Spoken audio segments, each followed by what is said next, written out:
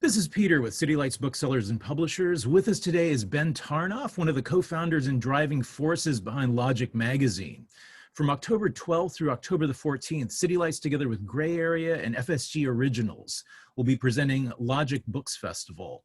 3 days worth of talks, panel discussions, exploring technology and culture, and the culture of technology.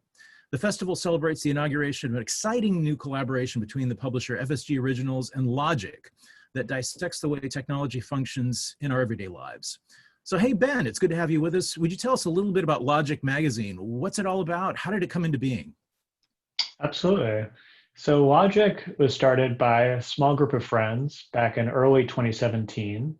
And our hope was to create a space for a deeper conversation about technology. We wanted to move past the headlines, past the PR hype, past the business reporting, and really focus in on what, to our mind, were the more interesting ways that technology was being integrated into people's everyday lives, to focus on the politics of it, the power, the cultural and social aspects, and also to give a voice to the people within the tech industry who often didn't really have a place to have their opinions on these technologies that they were, in many cases, helping to build, express.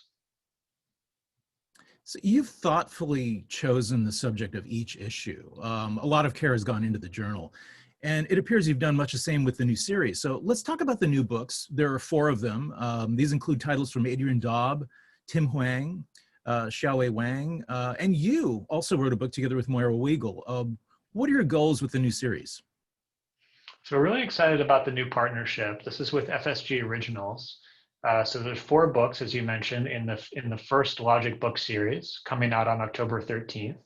And I think they each offer some pretty interesting angles on contemporary technology. Adrian Daub has written a book called What Tech Calls Thinking, which tries to understand what are some of the ideas, what are some of the intellectual traditions that have gone into shaping how the tech leadership class, the investors and the executives who own and control the industry, how they think about themselves, how they think about their own wealth and power, how they think about everybody else. Adrian is a Stanford professor, is immersed in this milieu, and brings a lot of really interesting analysis to the subject. Another title is Blockchain Chicken Farm by Xiaowei Wang. And this is a book about tech in the Chinese countryside. And I think it really upends a lot of assumptions that people have about China and about Chinese tech in particular. Xiaowei makes the case that the real story of technology in China is not in the megacities, but is in fact in the rural areas where farmers and craftsmen and others are coming up with creative ways to use technology, developing innovations like blockchain on chicken farms, which gives the title of the book, or using AI for pig farming. So there are a lot of really interesting examples. And it's also a bit of a travelogue because Xiaowei is spending time in these communities and getting to know people up front. There are also a few good recipes in it as well for folks who like to cook. A third book in the series, Subprime Attention Crisis by Tim Wang, is a look at the attention economy of the internet. Of course, many of the most popular platforms, as we know, run on online advertising. And Tim makes the case that this is all actually very fragile. He draws a direct analogy to the subprime mortgage crisis.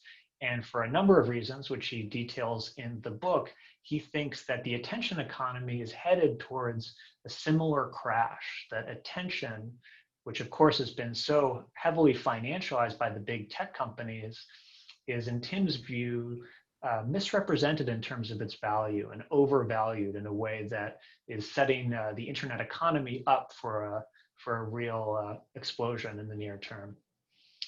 The last book in the series is a book that I co-edited with Moira Weigel, who's another founding editor of Logic Magazine. And our book is called Voices from the Valley. And this is a collection of interviews with a number of different kind of tech workers, folks who do very different kinds of work, who have different employment statuses. Some are full-time employees, some are subcontracted. And together we hope to give kind of a more intimate view of what Silicon Valley is and what kind of work makes it run. I think typically in the mainstream conversation, our view of Silicon Valley is dominated by people at the top, because those are the people whose voices we tend to hear the most in mainstream media and also on social media. And of course, that gives a very limited, as you might expect, very limited picture of the industry. So our hope was to broaden the conversation and give people a little bit more of a real sense of who the workers of Silicon Valley are. Well, we are really psyched and looking forward to this pretty amazing 3-day event. The Logic Festival runs from October 12th through the 14th. These are going to be virtual events. The events are free. To register and reserve a place, visit either the City Lights or the Gray Area websites found respectively on www.citylights.com or grayarea.org. We hope to see you there.